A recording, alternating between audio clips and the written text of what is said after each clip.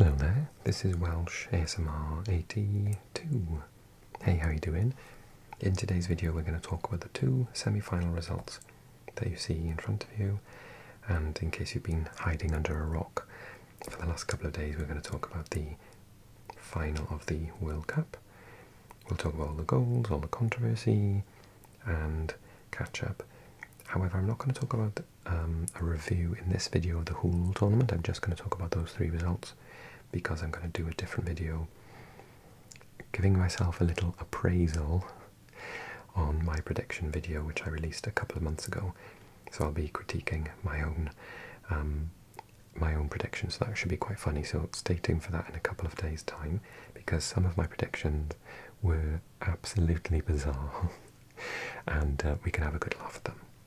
Other ones I got spot on, though. I'm quite proud. So let's talk results. So it's been a busy old week in football. We've had two amazing semi-finals, amazing for different reasons, and a very odd final for many reasons. We'll come to that in a second. Okay, so I put out a poll before the match was played on this channel. I said, who's winning the World Cup? And you said France. About 50% of you said France prior to this match. And then another 25%, I think it was, said 20-something% said England, and then it was about 12% Spain, 11% Argentina at the last time I looked at it a few days ago. So, what happened? Well, Spain nullified France. It was kind of shocking. I have been supporting Spain, obviously, all the way through the tournament. I support Spain anyway, as I used to live there. And I also, spoiler alert, predicted they were going to win the World Cup.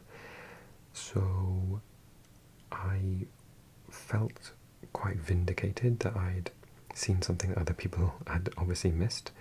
Remember, this is a Spain side that has beaten France twice in the last couple of years, in the Nations League and in the European Championships. Basically one of the only teams to beat France in that sense. And Spain have been through the competition and up until this point conceded only one goal. And I think the crazy stat is something like they've only had 8 shots on target in the entire tournament, even including the final. So Spain, are they a defensive team, you might be thinking? Absolutely not. You just can't get the ball off them. And I think after the match I read somewhere that Deschamps' tactic was to try and do a high press on them, but their midfielders were dropping off too much. Chouameni had a very quiet match, and then Rabiot got a yellow card very early on and was a bit of a liability, because he just basically can't, he's a beast at tackling and getting the ball back, and you can't ask him not to. And that was part of the game plan. So he had to come off, and they brought on Manu Kone, who had been up until that point very good, but in the tournament, I mean. But yeah, neither of those two defensive midfielders could get anywhere near Rodri and Fabian Ruiz. So that's where one of the places they lost the match. Yamal was very good on the right, but not, to the levels that we know he's capable of.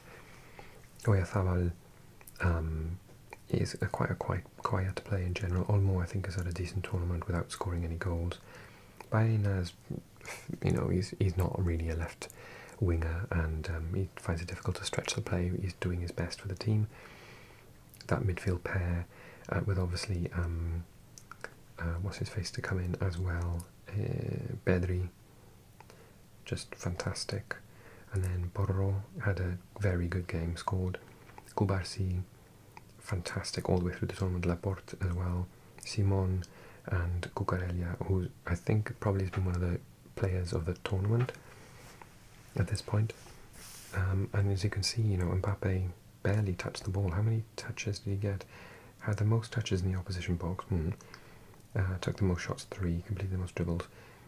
So he had an expected goals of 0.09. That's the top goal scorer in the history of World Cups. just couldn't get anywhere near them. That front forward line, the four, that we were terrified about before the match, just couldn't get anywhere near the ball. 6.2 Bacola, 6.3 Olise, who's been magnificent. Talking about something obscene like a 200 million bid coming for him this summer is the rumour. Digne, who gave away the penalty. Saliba, who went off injured. Magic Mike Mignon, who was usually very, very solid. They all just had sort of a collective bad game, but was it bad or was it just Spain didn't let them play? I think it was more of that, to be honest. Give Spain their credit and give Luis de la Fuente his dues, really, for the tactic that he's come up with. So yeah, that's really all I've got to say about that match. It was a bit of a shocker that France didn't even lay a glove on them. Simon's gloves were clean at the end of the match, as was his uniform. He didn't really have to dive for anything. And Spain just looked completely dominant. They would have scored a third through Yamal, but it was fractionally offside. Correct decision, obviously. But yeah, it was just far easier than anyone was thinking. Even I was shocked. And then France were out. And then this match. So, where do I even start? Okay, so we were established in the British press quite vehemently that Tuchel, the manager of England, got the tactics wrong at the end of the match. England, for large swathes of the match, were the better team. The opening, I'd say 30 minutes, was basically just a fight. Like, if you were watching it, there was no, I think there was like 1, 2, 3 passes, foul. 1, 2, 3 passes, foul, no matter which team it was. It was a hard watch, the first half. The second half was much nicer. And then when England scored through Gordon, a lovely pass through, which was a controversial decision to play Rodgers, who usually plays through the middle, down the right-hand side, instead of Saka or Madueke. But he, beautiful cross. Obviously he's just gone to Chelsea for like over 100 million, and Gordon coming inside got on the end of it, so he's now got 4 goals for England. This is first of the World Cup. And then they shut up shop and invited Messi and co to come onto them, and Messi hovered around this area here where there was space at one point, so they took off Gordon immediately. Not immediately, excuse me, but pretty soon after his goal. Let's just see, 72. So Tuchel says he did that because they were conceding lots of crosses. So they did the siege mentality that they had in the Azteca when they were down to 10 men. But against this guy, you can't do that. So stats, actually the facts probably be better. When was the goal? So Gordon scored in the 55th minute. Oh, he didn't come off for a bit, actually. I was kind of embellishing that a little bit. I don't know. When did he? Oh, yeah, no, he was the first one to be taken off, which I thought any player really, Kane should have come off, because Kane's not going to run in behind or have a very good counter-attack. But Gordon is. Or at that point, maybe bring Madueke on if you're going to take Gordon off. Have someone to stretch the play on the counter-attack when they're bombing forward, and terrify the life of them. You know, it's Cristiano Romero and Lisandro Martinez in central defence, and they were both on yellow cards. So you're telling me that you're not going to get someone to run straight at them? Bukayo Saka, even, you know, who else do they have on the bench? Who could have come on? Nico O'Reilly, Marcus Rashford could have come on and hurt them at that point, with his pace as well. Ollie Watkins. So they didn't do that. They brought on more defenders, and they brought on Dan Burn to header away headers. And they had a 5 at the back, and then they had a sort of 6 at the back because they brought on O'Reilly. They put him in midfield. It was just a mess. And when Argentina rightfully scored their first goal through Fernandes, who had 4 shots outside the box, and then finally got one right. Some people suggesting that Pickford should have done better. I'm not so sure. I think he's for me, this after Unai Simon was the second best goalkeeper in the tournament. So maybe he made a mistake, maybe he was unsighted, I don't know, but it was still a sensational shot from Enzo Fernandez.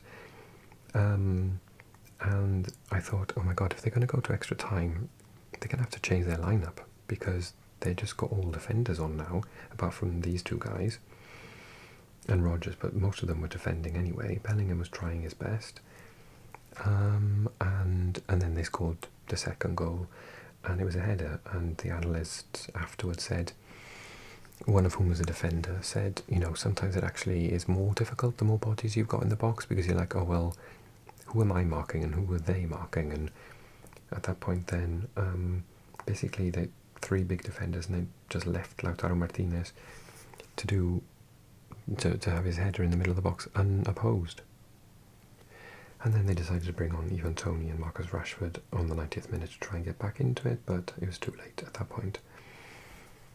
And I think to say it was a missed chance is an understatement. I think before the match, if you'd said, oh, England are going to lose to the reigning champions in the semi-final, and Messi's going to have 2 assists, you'd be like, okay, I can respect that. I think the thing that must hurt England fans, and obviously I'm speaking as a neutral here, I'm not an England fan at all, is saying, for those of you who are listening and thinking, oh, he's biased, I'm absolutely not. I'm Welsh. I'm definitely not an England fan. I was watching the match and I was thinking to myself, oh, if that were Wales, I would be really frustrated, because you're winning 1-0 and then you take all your options away yourself. It's not like someone got injured.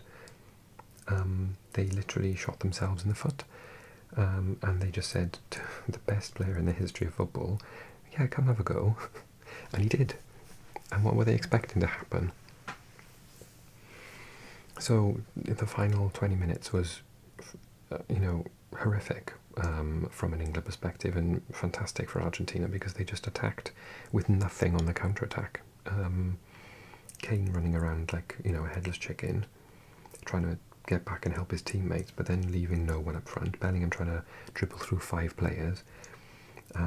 It was just horrific. So they lost it, and it was such a shame for England. Obviously brilliant for Argentina.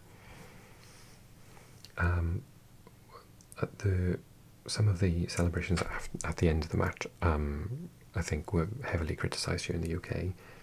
Several things that happened, particularly by this guy who said something, we don't know what, to in the location of Bellingham. Bellingham gave him a slap on the back of the head, and then a little brawl started out, and then they got a flag out which they might get punished for, saying that the Falkland Islands, Las Islas Malvinas, are Argentina. And yeah, it was all a little bit, some of the actions were quite unsporting towards the end, and quite heated. I know that Argentina are an extremely passionate sporting nation, but in the last couple of weeks, or the last week actually, we've seen things spilling over that line. We talked about that line in that video. We talked about Paraguay. In the UK, of course, we heard on the weekend there was a rugby match between England and Argentina, and basically there was a decision given against Argentina to potentially draw the match right at the end, and then they basically kicked off. And in rugby, that's just absolutely not allowed, and so there's going to be massive sanctions. And yeah, it's just been a week where Argentina versus England, with massive sort of brawls at the end and kicking off and arguing and whatever, has just been very prominent in the UK press. And so the general consensus within Britain, even amongst Welsh people, I don't know what the Scots are thinking, but all my Welsh friends were very much anti-Argentina for the final. As a result, they just wanted Spain to win. So it did put people off in the way that we talked about Paraguay putting people off with their overly zealous and aggressive actions off the ball, despite the fact that they were very brave and had a fantastic tactic. it was the antics off the ball, the behaviour off the ball that did it for Paraguay. Similar thing here with Argentina. Yeah, it was just, there's no need when you're a talented squad, you don't need to have such sort of negativity after the match has been played. You know, you've already won, win with honour and not be a bad winner and a bad loser. We'll talk about bad losing in a second. So this set a record. In no match in the history of the World Cup final has a team failed to register a single shot in 90 minutes.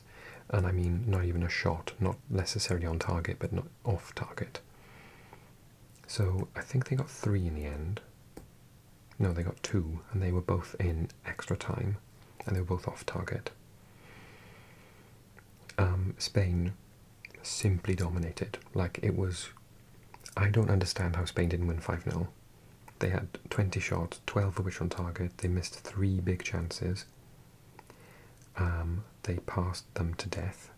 Yes, not the most entertaining. I hear lots of people saying that Spain are a bit boring.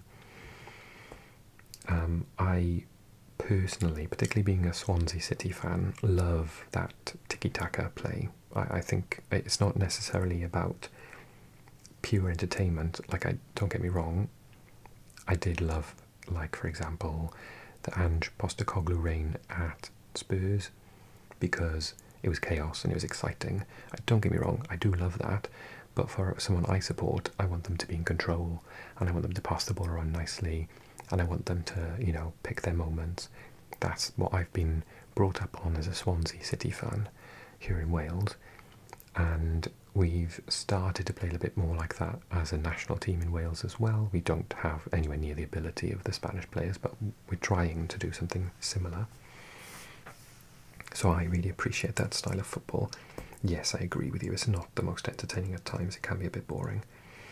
But I tell you what, if Spain had a world-class striker, if they had, for example, Julian Alvarez up front, or Harry Kane, or a Mbappe, a Haaland, can you imagine? They would be terrifying, because the only reason they didn't win by a much, much larger margin with those stats is because Oyarzabal isn't even a striker, he's a converted winger, and he looks half asleep half the time anyway. So yeah, I would have brought on Mikel Merino much, much earlier on and stuck him straight up front rather than just off the striker. But they brought on Ferran Torres, and he's the player that ultimately scored the goal with the help of Nico Williams, who came on as well. Again, imagine if Nico Williams and Yamal had been fully fit like they were in the European Championships 2 years ago. Again, terrifying, the fact that they were limping. This is the version of Spain that was limping through the competition without those 2 special players, and with no really world-class striker in the team, in the country. And this is them struggling, conceding 1 goal in the entire competition, a new record. The goalkeeper obviously getting goalkeeper of the tournament because he had, was it 6 or 7 clean sheets, I can't remember. Only had 20 shots on target, I think, in the entire tournament. Some number like that, which is again remarkable. And then very, very happy to say that Kubarsi got Young Player of the Tournament. I thought he was absolutely sensational. 19 years old, like, wow. He is an absolute gem. He can do everything. He can defend, he can run through the lines, he can dribble and take people on. He's just phenomenal. Absolutely amazing. And then Rodri, obviously getting the Player of the Tournament. More line or penetrating passes forwards than any other player in the World Cup this year. His passing was always positive. Look at that, 95% passes, created 2 chances, he even had a shot on target. Oh, sorry, off target, but 2 shots. Oh yeah, that shot was absolutely appalling. He went miles over the bar. Yeah, he was just sensational as well. So yeah, I thought they were good value for their money. And I don't want to talk about it too much, but after the match then there were some arguments and fights again, which really looks bad on the Argentinians. Again, I'm going to repeat, they don't need to do it. They've got so much talent. Fernandez got sent off during the match. We saw it was, and a player I really normally would like, because Leandro Paredes played for Roma, who I support, and he came on. He had practically had a fight. I hope he gets sanctioned for that, because it's not acceptable to endanger opponents like that. And while Spain should have been enjoying their moment, they were, getting themselves pushed to the floor and in the throat, and it was just absolutely absurd. Anyway, we should be talking. I'm just going to focus on the positives, which was Spain was magnificent. I thought everyone had a pretty decent match. I think these ratings are pretty fair, to be honest. I think the two full-backs were excellent. Centre-backs extremely solid. Goalkeeper, the one time he had to run out and stop Messi getting on the ball, he did so brilliantly. He's an excellent sweeper keeper. I didn't really rate him that highly before this tournament, ironically, but I see it for the first time now. Dani Olmo, I've enjoyed watching. He doesn't support in this structure. I think it would be better if someone got ahead, more like a second striker. But he very much is the sort of the pin in the middle here, and you know he's going to be there, and he'll pass it. I have enjoyed that, but I think Spain would score more goals if they had someone willing to run past him. Dani Olmo, no coincidence, scored no goals in this tournament. And obviously having no space to work in means that it's extremely difficult for an ex-winger, short player up front to get anything. They need more of a fox in the box or a tall player really to get goals from crosses, but there's no point in playing crosses into him either. So that is, a difficulty that they might have to overcome. But yeah, it was very good value for the win, and I thought they were excellent and really, really well deserved. Final result 1-0 to Spain, champions of Europe and the world. And yeah, Spanish sport in general, the women's football as well, and the men's football doing brilliantly. And very, very well deserved. Second star on their shirt, and I'm sure now number 2 in the world will got to be number 1 in the world. I'll do a review of the tournament in the next video before we finish talking about the World Cup for good, and get back to league football and international football coming up in the Nations League. And I'll be doing lots and lots of videos ahead of the season starting, so one more video on the World Cup and then we'll be done and dusted, and we'll get on talking about the domestic leagues returning in the next couple of weeks. Exciting. Thanks so much for watching, everyone. I hope you enjoyed it. I hope you enjoyed the World Cup. I definitely did. After not being into it too much originally, I really got myself into it in the end, and I enjoyed it, and I'm really, really absolutely overjoyed that Spain won it. So congratulations, felicitaciones to Spain. Like the video, comment, let me know if you're happy with the final result, subscribe, and I will see you one last time talking about the World Cup, and then we'll put a lid on it. I can't find any more of the stickers. I've been around a few shops here in Swansea, and they've stopped selling the World Cup stickers, so I guess they're done. And then I'll focus on whatever stickers or cards I decide for the new season, maybe Champions League, maybe Premier League, we'll see. Okay, thanks guys for watching, take care, and I'll see you soon.